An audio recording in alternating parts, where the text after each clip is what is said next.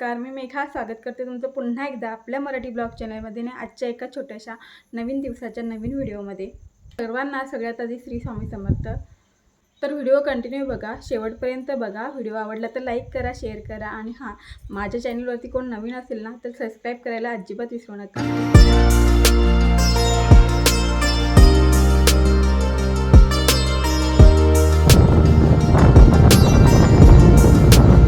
बऱ्यापैकी लोकांची बाजरी काढून झालेली आहे सध्या आणि सगळे बऱ्यापैकी लोक मळणी पण करून घ्यायला लागलेत. आमची पण बाजरी काढून झालेली आहेत, पण कणसं थोडे 2-3 दिवस सुकावी लागतील, म्हणून अजून सुकवून झाल्यानंतर मग आम्ही मळणी करून घेणार आहोत.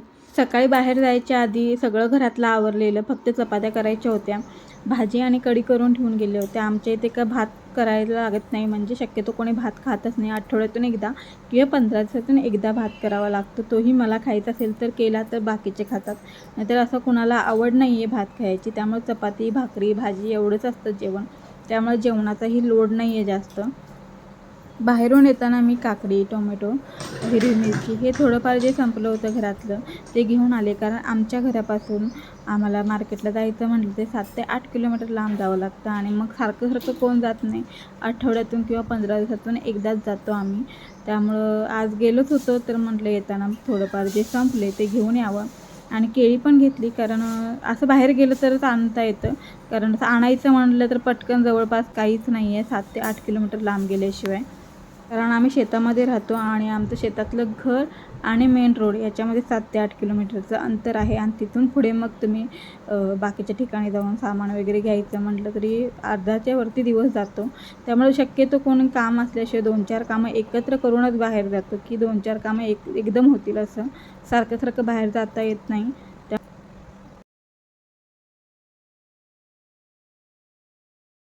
सगळं स्वयंपाक वगैरे आवरला आणि त्यानंतर गेलो होतो बाहेर काही कामासाठी. तर ते काम करून आलो. त्यानंतर जेवण खाऊन मी तर झोपले होते. झोपून उठले, कारण आज जरा तब्येत बरी नव्हती, त्यामुळे 2-3 तास तरी आराम केला. आणि त्यानंतर मग चहा बनवते आता, आणि चहासोबत खायला मी आज काय बनवणार आहे ते तुमच्याशी शेअर करणार आहे. तर आधी तुम्हाला सनसेट दाखवते, खिडकीमधून दाखवते, कारण आता बाहेरून मला मागच्या साईडला जावं लागणार, त्यामुळे मी खिडकीतूनच दाखवते.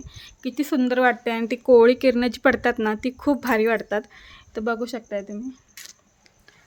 आणि ही खिडकी एवढी हवा देते ना आम्हाला, विचारूच नका. खूप अशी AC सारखी हवा येते. पूर्ण पाठीमागे मोकळा आहे, हिरवगार आहे, त्यामुळं खरंच खूप भारी हवा येते.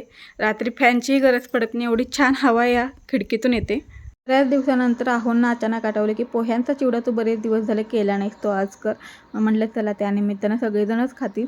तर इथं मी मोजून नाही, पण 3 वाटी 3-3.5 वाटी असतील पोहे, तेवढे पोहे घेतले. थोडे शेंगदाणे, हिरवी मिरची घेतलेली आहे मधून कट करून, कढीपत्ता घेतलेला आहे आणि आपले जे मसाले आहेत ते मसाले घेतलेले आहेत आणि खोबऱ्याचे काप करून घेतलेले आहेत. त्यानंतर पोहे मी कढईमध्ये गरम झाल्यानंतर चांगले बारीक गॅसवरती असे कुरकुरीत होईपर्यंत परतून घेणार आहे.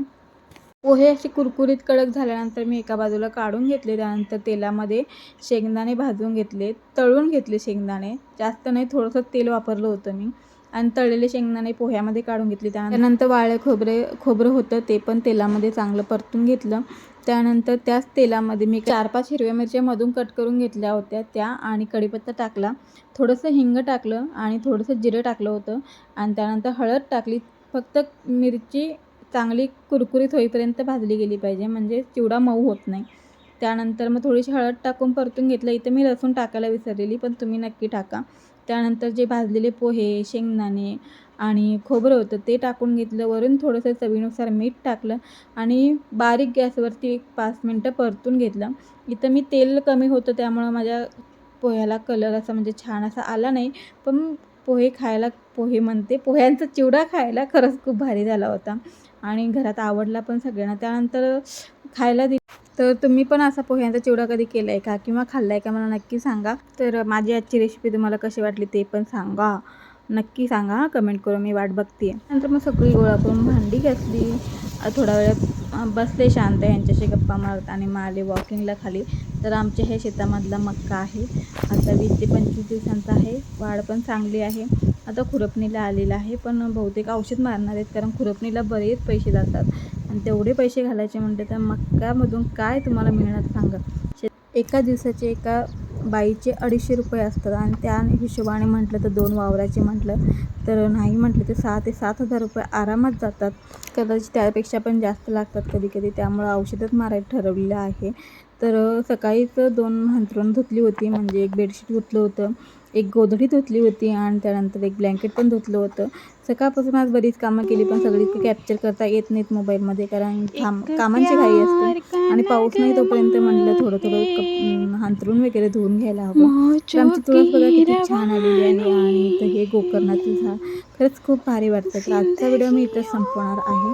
तर व्हिडिओ कसा वाटला नक्की सांगा. व्हिडिओ आवडला असेल तर लाईक करा आणि हो प्लीज चॅनलवरती नवीन असाल तर सबस्क्राईब करायला विसरू नका. पुन्हा भेटूया अशाच एका नवीन व्हिडिओमध्ये.